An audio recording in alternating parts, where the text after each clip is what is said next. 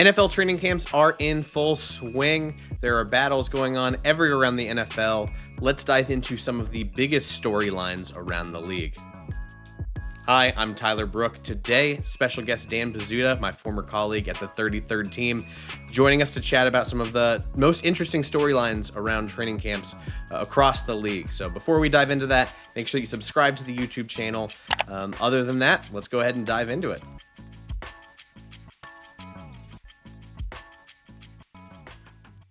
With training camp now in full swing, I am here with Dan Pizzuta. He is the best available to talk about storylines across the league. Dan is one of the authors with the FTN Football Almanac over FTN Fantasy, so make sure you check that out. Dan, it's good to see you, man. I haven't seen you since the Combine. Yeah, no, it was nice. It's always nice to get together in Indy, see a lot of people, and then just take a break a little bit, and here we are, diving straight back into football season. It's here. Yeah, like I obviously taken a little bit of a break in between the seasons, right? And it's one of those things. It's like, training camp's around the corner, right? It's like, oh no, it's right now, so we should probably talk about it. There's a lot of things we're going to get into, but being from Indy, I thought it'd be best that we started by talking about the Indianapolis Colts and their quarterback battle, because personally, Dan, I hate to admit it, I still want to believe in Anthony Richardson, this giant tank of a human being with incredible arm talent, and just things have not gone right for him to start his NFL career. I'm curious on your thoughts on the QB battle. What do you think? Who's going to be the starter? And is there any hope for Richardson going forward? Yeah, so I think so, and I think the Colts should want that also. I kind of feel like there's a very low percentage chance that Daniel Jones starts the season as the Colts starter, because I feel like if you're the Colts and you're doing that, you've already admitted defeat. And this is probably something where you want to, if that is inevitable, which I still don't think it is, I still feel like you want to push that off as much as possible. I don't think you want to be entering week one and just be like, Anthony Richardson doesn't have it. I think you kind of need him to fail again, unfortunately, which he kind of has. But I'm with you. I was a big Anthony Richardson believer coming out of the draft. I still, I remember I did a athletic football show with Robert Mays before last season. We were talking about the AFC South and some of the lingering questions, and we were like, what is Anthony Richardson? Because he only had those couple of games before he got hurt. And the stuff he was doing, it was a lot of fun, and it was really good. And like that stuff is still there. There are some things now where it feels like they are, features more than a bug right now. Like when he was coming out, his willingness to throw like within 10 yards of the line of scrimmage, it just felt like in college, he wasn't really asked to do that. No. You're a superhuman guy with this big arm, go ahead and throw deep. But we're now, this far into his NFL career, he's still not doing that, which is tough. And so I think if there's an unwillingness there, and that's where, I looked at this a couple years ago, probably have to update it, but like 60% of the passes in the NFL go between like 1 to 10 air yards. So if you are just avoiding that area completely, you're taking a big chunk of that off the table. If there is something where he's able to do that a little more, then I think that you can start to get into that, because a lot of his, low completion percentage is just because he's thrown it 20 yards on every throw. So you're not going to have a high completion percentage there. So, but I think that also just kind of you have to have a complete change in the mentality of how he actually approaches quarterback for that to really change and be a meaningful difference. So it's a weird thing where I still believe in the physical tools. It's now kind of the mental and how that process is on the field in getting to specific areas and like kind of playing quarterback a little more instead of just, throwing it deep whenever you can. Yeah, like clearly a big game hunter. And I think there's two things about this Colts offense I'm really interested in see. One, is Richardson able to vary his velocity? Can he layer throws into buckets and things like that?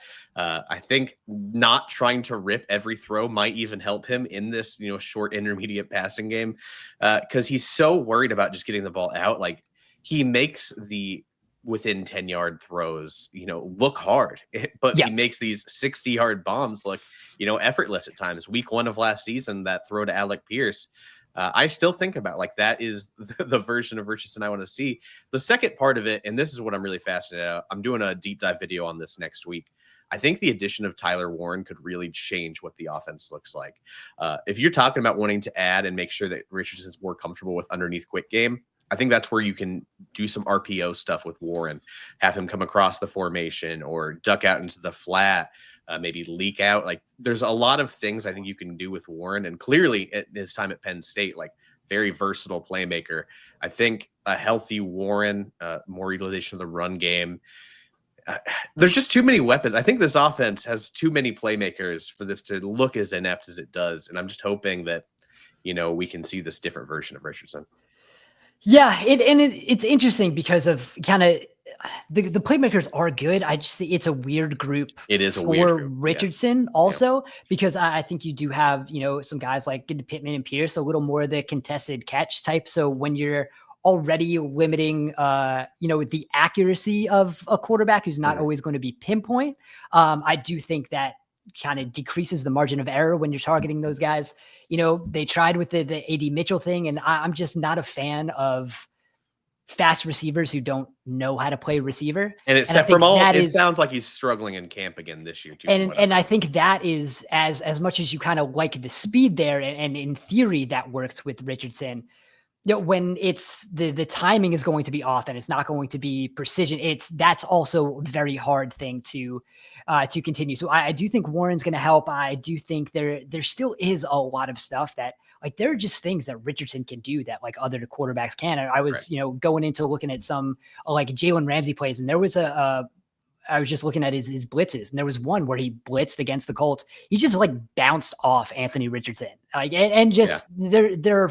I don't know if there's another quarterback who has that physicality.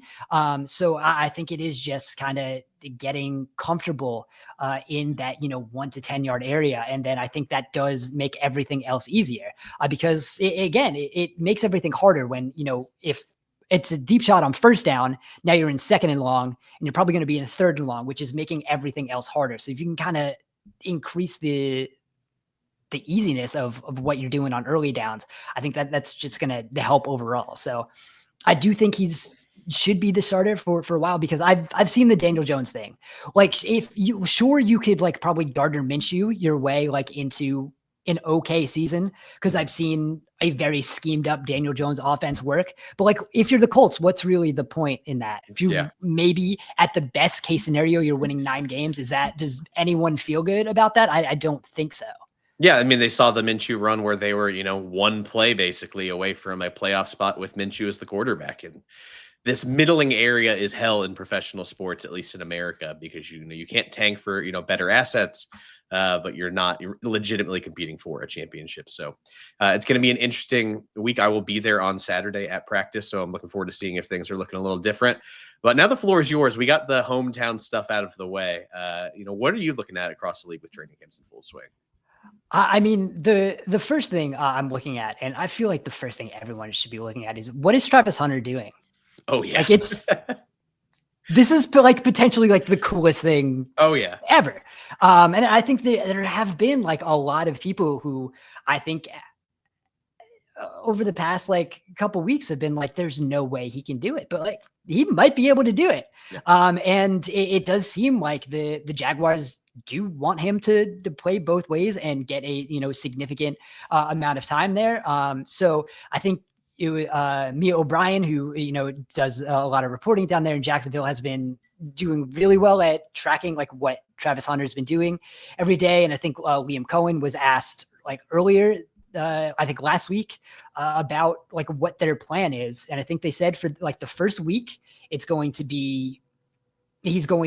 between different days, he's going to go. So it's been 6 days, I think, as of today.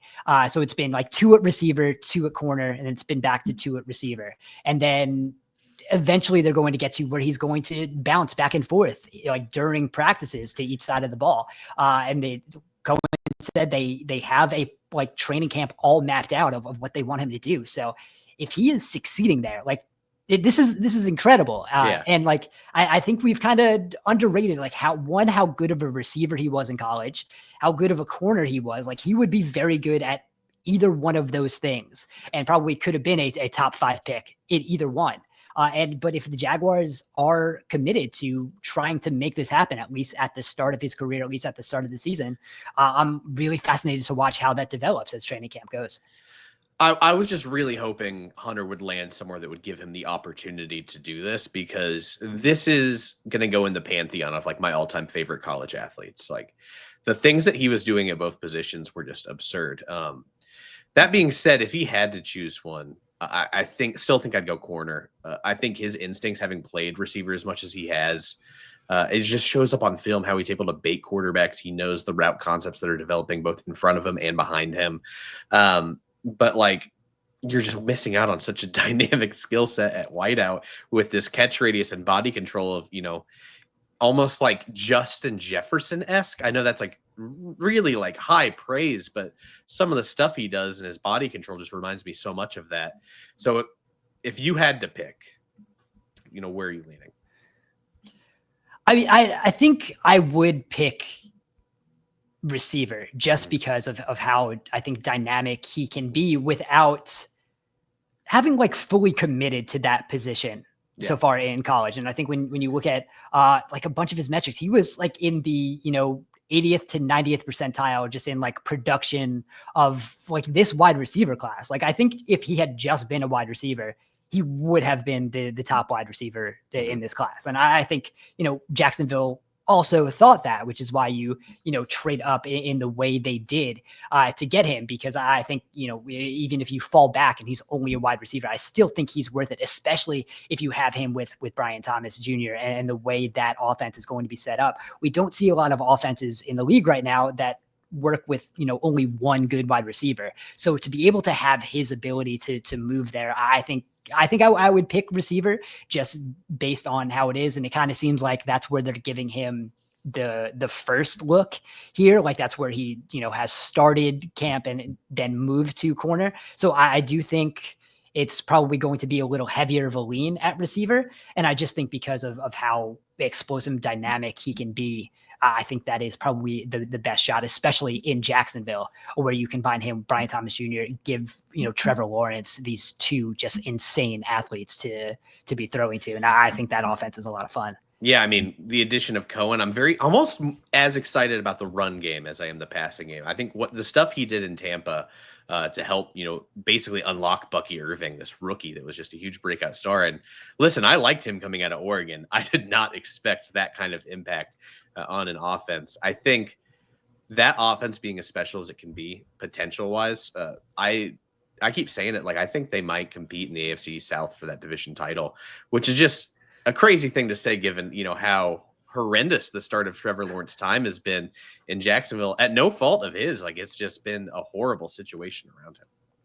Yeah. And that I feel like that's something I've written about like multiple times a year, every year since he's, been in the league, of like why this isn't quite working. But then kind of after Liam Cohen was hired and going back and seeing like what he did in Tampa, the ways he was able to open up some things, especially like the intermediate middle of the field, which is just a place that Jacksonville just did not have available to them in the offense. It was a lot of just stuff to the outside, which again, just decreases the margin for error when everything is there were a lot of static routes. Wasn't, able to have a lot of like yards after the catch just because you weren't hitting anything on the move.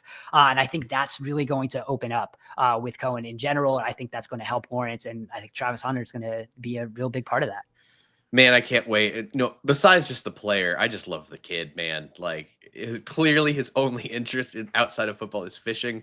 My favorite quote, I think, from the entire combine was, he kept getting asked about, playing both ways and didn't really answer it. But my favorite, like, kind of thing that leaked out what he said is, I know it's hard, but I want to earn the right to play both ways. And I think that's extremely important to have that mindset going in as a rookie. You can't just expect like, I'm the greatest, I'm going to play both ways. Like that is something you have to earn because clearly no one's really been able to do this. I'm glad that he's, again, with a team that believes in him and is willing to try this out. I just need week one to get here, man. Like that's going to be probably the number one thing I'm trying to watch week 1 is what is this Travis Hunter thing going to look like? Yeah, I think so. That's definitely going to be one of the things. And I think that's probably when we get, maybe there's preseason where they try it out a little bit. That's probably one of the things to watch in preseason. Even if he does play, maybe it is worth having him play just so you can test it out in a game scenario, because you're just not going to get that from, you can bounce around in practice. You're not really going to get that, going against other guys and having to change in a game scenario. So I would expect him to do it a little bit in the preseason, but yeah, seeing if he can potentially do it once the regular season starts, it's absolutely one of the things I'm most looking forward to. If he's playing in the preseason, I think it's going to be, a couple drives. Like, let's just be very careful about right. Yeah. He's not playing any full games. And I don't think it'll be like, we'll play receiver with the first team and then later you'll play corner with the second team. I don't think it'll even be like that either. No. All right. What else you got? I know we got a few things we got to get into. So, all right. I just want to kind of know like what the vibe around JJMcCarthy is. It's not something where, he has to be great. I don't care about his like training camp stats, but like just what is the, I was told by Twitter that you need to care about all training camp stats. I overreact to every clip I see, and that's how I determine all of my opinions. Yeah. I mean, it's just kind of one of those things where I just really trust what Minnesota is doing. I just so much like even after McCarthy got hurt last year and we like knew it was going to be Sam Darnold, my thing was like Sam Darnold does not have to be good in order for this offense to work. And I am in a very similar mind frame with JJMcCarthy. I don't necessarily think he has to be a great quarterback in order for this offense to work. And I think we've also kind of overstated a little bit like how good Sam Darnold was individually last year. Like it was definitely his best play of his NFL career. But when you look at some of the advanced metrics, like he was only like 15th in EPA per play, 10th in DVOA. But again, still doing stuff where taking a lot of sacks, who's kind of forcing the ball into some dangerous passes. But there was so much going on that worked in that offense that it was like, I don't want to say quarterback proof, but kind of close. And I just kind of think JJMcCarthy has some of that where I think he'll be able to do the things that is asked of him. And if he's like good and going beyond that, then that's a bonus for Minnesota's offense. And if he's just able to kind of handle that a little bit, throughout training camp, I think those are the positive signs I'm looking for, rather than him being, some guy who's going to transcend this offense. Cause I don't necessarily think they need that, especially not in his first year as a starter. Yeah, I mean, the preseason hype for him last year was just out of this world before he got hurt. I follow a few Vikings fans on Twitter. I know it's Thor is always talking about JJMcCarthy even while he was hurt. The big concern I have for him, as a prospect, I ended up really liking him, was the athletic ability. How much is a torn meniscus that required 2 surgeries going to impact his mobility, and does that change how they utilize him offensively? Yeah, I think that could, play a part of it. I think, he was never the guy who was going to be, the crazy mobile with, design quarterback runs, but like his mobility was a part of it. And that was a plus. And I think he'll probably still be able to move around a little bit. And again, I think it was similar to Darnold. I don't think, he was a guy who was his running ability was being used as a weapon, as some of these other quarterbacks might be. For sure. It's interesting you say, because like I wasn't a super big fan of McCarthy coming out, but he goes to Minnesota, and I'm just like, sure, it'll work. Like that's gonna work, because I thought he was a little raw. I do think there are still some like questions about how he can like handle an offense, but again, I think the structure of what is going on in Minnesota is just so overwhelmingly good that the margin for error there, and use that phrase a lot, is just, it's so much bigger, I think, for any other place where I think it's just going to be something where he's able to slowly kind of progress into a good quarterback if he can get there. And I don't necessarily think he needs to be that in order for this offense to click.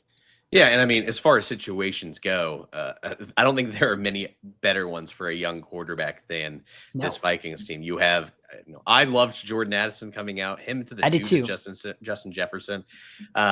Quick Addison aside. when everyone was talking about Kenny Pickett, yes, that was my only takeaway from Kenny Pickett film is Jordan Addison's good. Yeah, I was absolutely blown away. And then he went to USC. Is that right? Yep. And I was still impressed. Like, I was just a huge fan of his. So I think that is an unfair 1-2 combination. You have, a good offensive line that got upgraded tremendously this offseason. And then you have Kevin O'Connell. Like, you have every reason to be good. Like, the floor for JJ McCarthy, I can't imagine being anything except like around average or slightly below. It's a good team. I got Packers stuff in the background, but man, like, the way they've built out that offense is really exciting. What else you got?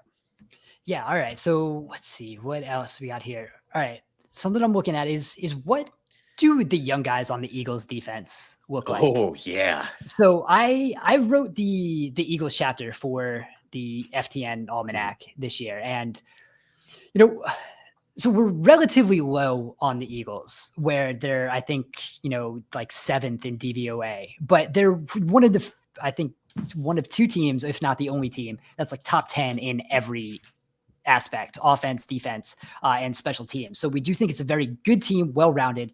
But the defense we project is kind of a lower be to the top 10, just because there were so many losses on that side of the ball. So you do have a lot of guys who are going to be coming in and filling in. And, when you have a projection system like that, you're not just assuming these young guys are going to, come in and be great right off the bat. And this was, the best defense in the league for most of the season, especially once Cooper DeJean came into the lineup. So I think you do still have a lot of things that just kind of need to be replaced. And how quickly those are replaced, I think, really sets the ceiling for what this defense can be. And I think that also helps out the offense, which, again, after the Super Bowl, we kind of think of the Eagles as this dominant team. They were never really that during the regular season. At all.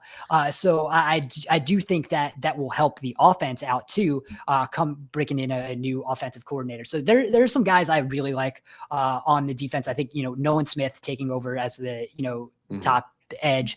Now that Josh Sweat's gone, I think that's going to be fine. I love Moro Ojomo. The more I watched him, I had it in the chamber. I was waiting to talk about Moro Ojomo because that was one of my favorite prospects the year he came out, and I was stunned that he was a 7th round pick.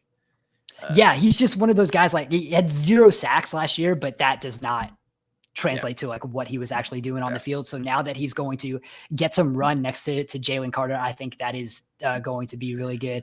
Jahad Campbell already starting with the first team in practice. I think that's going to be a lot of fun in the ways they can use him with Zach Bond. Again, it's a lot of ifs here. The corners are interesting because you have Keely Ringo, who I think you're kind of hoping, but I think today he was getting a little more run with the first team, but overall, I think I was looking at Zach Berman of PHLY saying Adoree Jackson's been kind of pushing him a little bit and been doing a lot of time. So if Adoree Jackson is the one who's kind of winning that competition, that makes me a little nervous on the outside. And again, you can have a really good Quinton Mitchell, you can have a really good Cooper DeJean, but if there's a weak link there, that's really hurtful in the secondary. So I think there's just a lot of moving pieces on this Eagles defense. So how those guys are playing through training camp and how they start adapting during the preseason, I think it's going to be really interesting to watch for a defense that was so good last year when it clicked.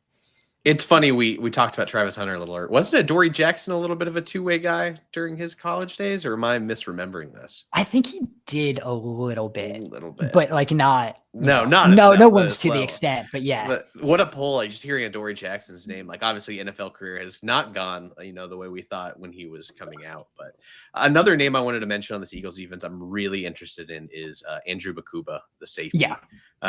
I don't know how much playing time he gets as a rookie, but the impact that he had on that Texas defense last year, just this instinctive, intelligent safety that flies all over the field, like legit track speed, in my opinion, to cover sideline to sideline. And then I get he's an undersized guy. That dude loved to hit. That is a very, very fun addition to that secondary. I'm glad you brought up corner. Obviously Quinton Mitchell, I thought was very, very good. But what's scary is I think he's not even really scratched the surface of what he's going to be for that defense. We'll see. Thank you for bringing up Moro Ojomo, though, because man, do I love that guy. I'm very excited to see what he can do. Yeah, he's fun. If there's like a breakout guy, I'm really excited for it. I typically when you are going into some of these almanac chapters, there's like kind of one guy who sticks out, and it was Ojomo for me. I really think that's going to be a fun piece of that defense. Awesome. I can't wait, man. I'll keep an eye on that, especially with this Eagles preseason. What's next? All right, we're gonna go with a former Eagles coach. What's Chip Kelly gonna look like? Oh yeah. I'm fascinated. Oh my gosh. Yeah. Fascinated by this. It took the league by storm when he came in the Eagles, and then, it got a little stale because when speed is really the only thing you got going, defenses can kind of catch up to that. But if you kind of look at what he was doing at UCLA, what he did last year at Ohio State, completely different from what he was doing in the NFL and even what he was doing, previously at Oregon. So I'm fascinated of what a Chip Kelly NFL offensive coordinator offense is going to look like with Geno Smith, with Ashton Jeanty. I think there was the clip yesterday of, Jeanty taking some like vertical routes from the backfield, which I'm usually leery of. Like anyone besides Christian McCaffrey, I don't believe that's going to be a thing that translates into the regular season. But with Chip, I don't know. I feel like a lot of things can be on the table for what this offense potentially is. And there are good players on this offense right now. So how this translates into whatever it's going to look like is, I don't know. We're probably not going to see it a lot in training camp, or even in the preseason. But I'm just kind of fascinated how all these pieces are going to fit together. I'm glad you brought up Chip Kelly. I think he's a guy that doesn't get enough credit for how much he's evolved as a coach. Because I'm still thinking about how, almost gimmicky those Oregon offenses were. And he was just like, well, why don't we just try this out in Philadelphia? And I know a player that was on that team that has some not very nice things to say about Chip Kelly. Has some wild stories I've heard. But from other people I've talked to, since the post NFL era of this version of Chip Kelly, has completely changed, how he operates both, as from his scheme, but also just interacting with people. I'm rooting hard for him just because I think this evolution's impressive. Clearly it worked in Ohio State. They have a national title ring to show it. And he's in one of the more fun spots to work with this kind of unmolded ball of clay, right? We have a Brock Bowers tight end that was extremely, historically productive. You have this incredible rookie running back. And then I still think the wide receiver room's fun. I don't know if it's good. I'm intrigued. I think Jacoby Myers is underrated. I don't know if he's a legit one, but I think he is an excellent two. And then, what are you going to do with Jack Besh? And, Dante Thornton is an incredible vertical threat. Yeah. I have no idea if he can play wide receiver, just watching all the fake Tennessee stuff. But if anyone's going to unlock that vertical component to him, I think it's a guy like Chip Kelly. Geno Smith is an interesting quarterback to work with as well. But I've heard Chip Kelly on record talking about how he wants his quarterback to be like a point guard in the NBA and just be a facilitator. Kind of what Geno Smith can be when he's operating at peak efficiency. It's one of the more fascinating offenses in the league. And I don't mean that to say that they're going to be good or bad. I'm just really interested in it. Yeah.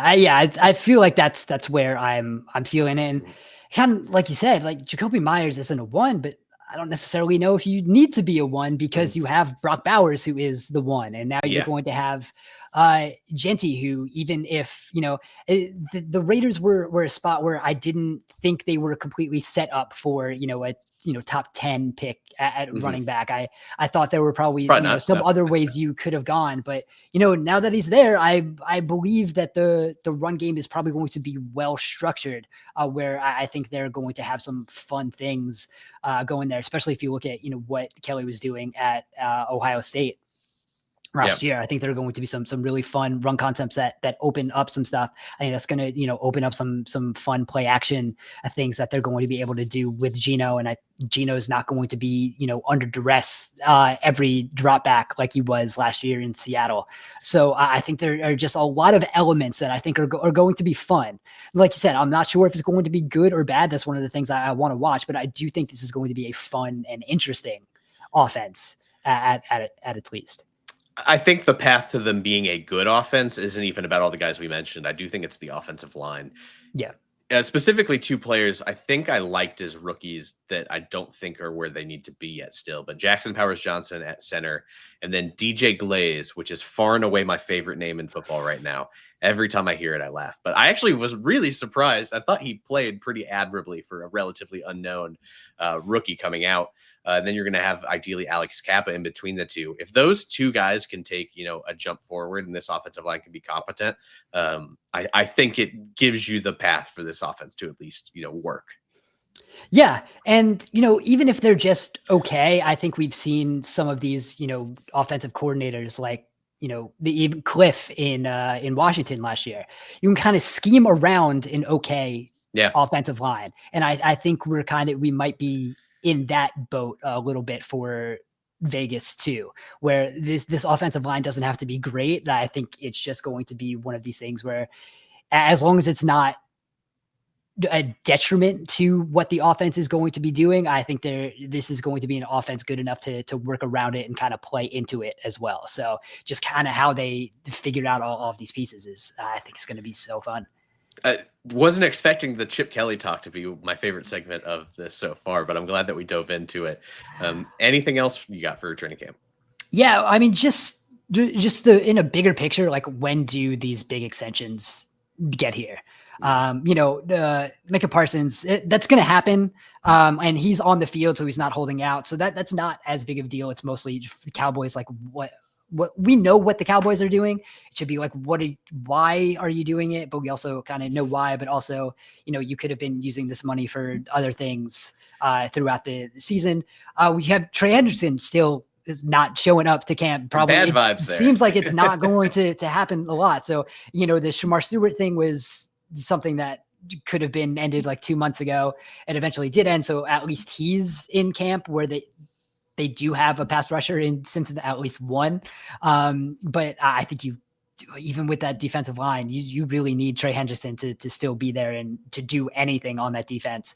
And Terry McLaurin, I think that should be an easy contract too. So easy, yeah. But, even if he wants like a DK Metcalf number, like the average annual value, it's made up. Like you can get around that.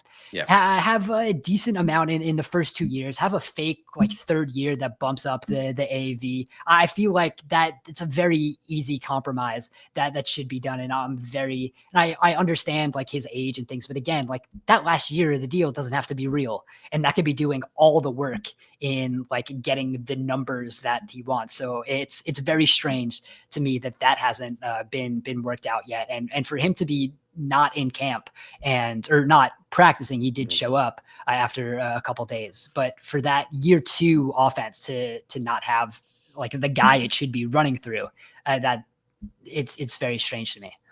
Listen, I'll talk on 2 of them, but you got to just pay Terry McLaurin. We can talk about all the analytics and everything. That man has gone through enough. He deserves to get paid after the years that he spent in Washington, and clearly was just such a fun weapon for Jane Daniels.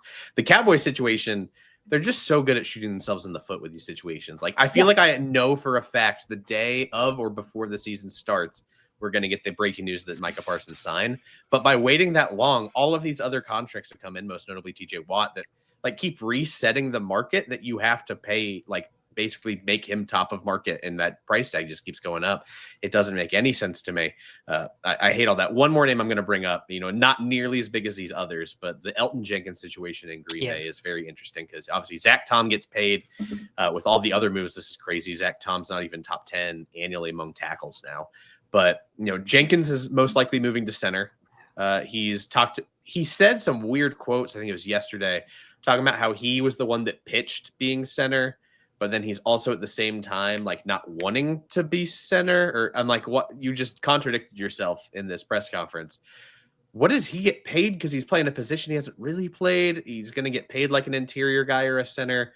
I think it's a huge upgrade over Myers by kicking him in and have someone else play guard. But that situation's so odd. He's practicing now. Who knows what's going to happen with it?